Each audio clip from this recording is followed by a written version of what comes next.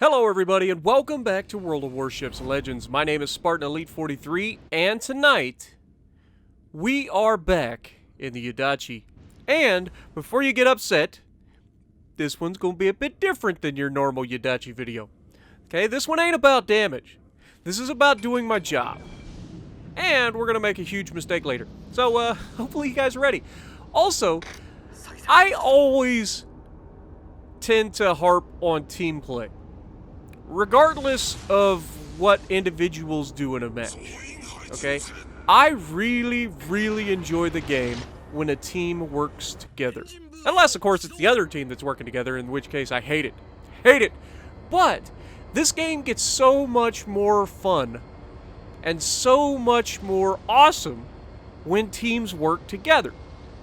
Now, that being said, I don't normally want to tell people to come to the same side, because that doesn't always end very well. However, in this case, it's going to be a bit different, okay? So everybody's going to come to my side. I said in chat right off the bat that I'm the destroyer, I'm going to A, so anybody that's on this side of the map, if you could, focus people down quickly, I'd appreciate it. Now, what is the number one thing that I always hark on when destroyers are playing? Spotting and capturing, okay? We're in a domination mode, which means capturing bases is my responsibility. Also, spotting the enemy is my responsibility. Above all else, that is my job. And doing your job is where this game really comes into its own. World of Warships in general, not just World of Warships Legends, but World of Warships, World of Tanks, if you do your job, especially in World of Warships, your team will reap the rewards. And thus, you will as well. Now, one of the things that I see happen all the time to destroyer players, and you guys know, I've never been one to say I'm a good destroyer player. I'm average to slightly above average now, I would say. I'm above average in destroyers nowadays. I have played enough of them that I understand what I need to do in most situations, okay? But one thing that I always try to stress in destroyers is you don't need to be in a hurry. Why is it the destroyer players are the first people dead, and they are the one person that literally never has to be spotted? Does that make any sense? Now, that Colorado is feeling real bad right about now, but unfortunately for him, there's not a whole lot he can do about it. He's spotted, he was broadside on and run into an island. My entire team is behind me. And notice they're not all just sitting back. There are a few that are sitting back, and that's actually a good thing. Because as you will see, as the match develops, we're going to need people to hold the flank. But there are people that are moving up with me. Now, we're capturing the base right off the bat. The enemy destroyer is already spotted over in the enemy base, or in the far side base, the sea cap. And we actually get really close to potentially a devastating start right off the bat. But we didn't, and the enemy is now going to be in a bad way. We've got the base. That means we've got a 2-to-2 advantage. Like, nobody has the advantage. It's locked up. So we have the advantage due to killing their battleship. That's the only reason we have the score lead right now. So we're going to push up. We're going to keep these guys spotted as best we can. And then when we look for opportunities that present themselves, rather than just barreling in there and going, oh my god, I can kill them all. No. Just bide your time. Opportunities will present themselves. Like a Nagato who is just sailing in a straight line, trying to get to the fight. He's doing the best he can. He feels some type of way about his teammates getting obliterated. He's coming over to help. The last thing he expects is to be the first person that I launch torpedoes at, which makes him an ideal target. And I know what you're probably thinking, but Spartan, you're getting awfully close. Yes, but it is a risk versus reward. I know who my dangerous targets are, which are the two cruisers. I am staying well away from them, and once I launch my torps, I'm out of there. I turn around, I get out. There's no reason for me to stick around. I can still keep them spotted from where I'm at, and most of them are probably spotted by my teammates also right now. So as long as I'm not doing anything stupid to cost my team, we are going to be okay. Now right here, I say, hey, there is a Tashkent, the only destroyer, heading into our cap at D. And I look over and I see Cleveland. Can you think of a better ship? Oh my god, Nagato. Goodbye. down goes Nagato. First kill of the game for us. But I look back and I see the Cleveland, and I'm like, okay, Cleveland, you are the closest person and the most well-equipped to deal with him. Can you fall back and deal with him? And, lo and behold, they do. The Cleveland and the battleships that are there are actually going to defend, or attempt to defend, that cap, which is fantastic. And again, this isn't pointing to me trying to take over the game. I don't care if it's me or somebody else calling shots, you know, but it is nice to have people that are able to see things that you may be missing because you're in the heat of the moment. Now, that being said, Prince Eugen has made himself a very juicy target, and I'm just going to go ahead and drop some torps on my way by. No big deal. Likelihood that I hit him, slim and none, but there's always the chance. There's always the chance. He's about to cross in front of my team. He might turn into my torpedoes. You know, it's a slim chance, but it is a chance. And as you're about to find out, it was the right call, because he's not long for this world. 80-knot torpedoes, when you're not expecting them, very difficult to dodge as we get our second kill of the game. Now, you'll notice that I have slipped over here into the enemy cap and started capturing. Now, this is going to do a couple things. First of all, it's going to get the enemy's attention. Okay? Now, you'll notice that my team is starting to get stuck. I don't know why, but they do. And this is going to influence my decision-making a little bit here towards the end of this game. What do you mean towards the end of the game? The game is not even halfway over yet. You'll see. It goes pretty quickly from here. Now, the Tashkent is spotted right now.